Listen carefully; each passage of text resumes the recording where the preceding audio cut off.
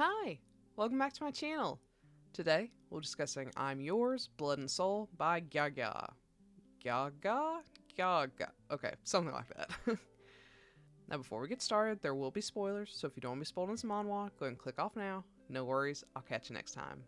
Now for those of you left behind, let's go over some content warnings. There may be references to blood, violence, murder, death, torture, child abuse, age gap, PTSD, pseudo-incest, possible grooming, stalking, kidnapping, prejudice, impersonation, confinement, and suicidal ideation, as these things do appear in the manhwa. Now, if that's all good with you, let's go and get started. As always, let's start with the synopsis.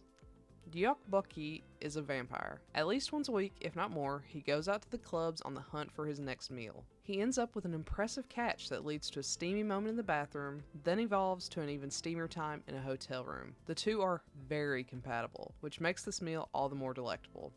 Bokki is just about to take a bite of his prey when, out of nowhere, the man he's in bed with sprouts little black wings. As it turns out, the man he thought was a human is a demon, also on the hunt for a meal. Kim Merriam is that demon. While the sex was great, the prey wasn't what he expected. Thankfully, vampires are just as edible as humans, if not more so, since vampires are immortal and have multiple souls inside them, thanks to their own hunger often causing the death of others, so Merriam isn't all that put off. But Bokki seems to be beyond disgusted.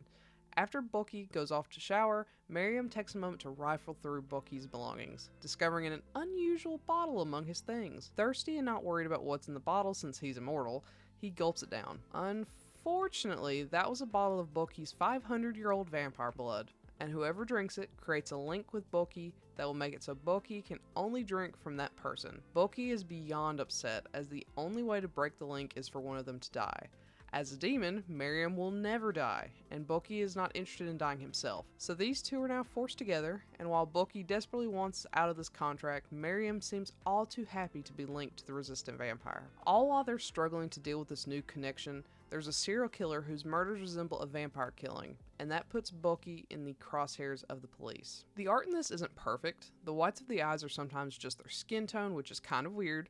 Their faces are sometimes short, making their heads very square, open mouths without any coloring on their tongues, and the like. Merriam, our demon top, suffers from his head being oddly shaped on occasion. On the other hand, Bokki is pretty consistent throughout. He isn't the prettiest all the time, but that's pretty realistic. I'm very picky with my art though, and while I feel like I've been pretty hard on this, overall the art's nice. I like it. It's not perfect, but it's very down to earth in that way. Where this really shines though is in the story and the concept. The idea that two different monsters go out to hunt for humans and accidentally end up as each other's prey is genius. I wish I had thought of it myself. It's entertaining since in this world demons feed off the souls of a person and any that they might have accumulated from murders, which a vampire would have a lot of. Vampires need blood, which demons have plenty of, and aren't at risk of dying since they're perpetually immortal. It creates this fun symbiotic relationship. They fit so perfectly together in this world that it's hard to believe a coupling like this doesn't exist elsewhere in the supernatural world. While the concept this series is based on is enjoyable, the story itself isn't very deep. We see very brief glimpses into Bokki's past, which implies that maybe vampires are born rather than turned, and that there was possibly a genocide of some sort with humans he once trusted. This is only suggested though, so it's hard to say how accurate my description of these flashbacks are. Also, some weird caveats feel a little cheap, like when Bokki dies, but it turns out vampires can just die and not really die, which Bokki apparently forgot.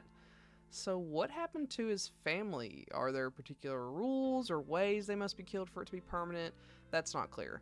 It also saddens me that this is enough to break Bokki and Merriam's bond, but that's less important. Another odd thing I didn't expect was the romantic relationship between the killer, Xiaolu, and his former guardian and policeman, Jang Hyuk. This has that weird grooming aspect to it that I really dislike with age gap relationships that start between adults who knew each other when one was an adult and the other was a child. Xiaolu was a heavily abused child kept in a closet for most of his life until Jang Hyuk rescued him, though not after killing his father, which Jang Hyuk felt guilty for. Jang Hyuk takes Xiaolu in, and while nothing seems to have happened while Xiaolu was a minor, their relationship eventually develops into a romantic and sexual one.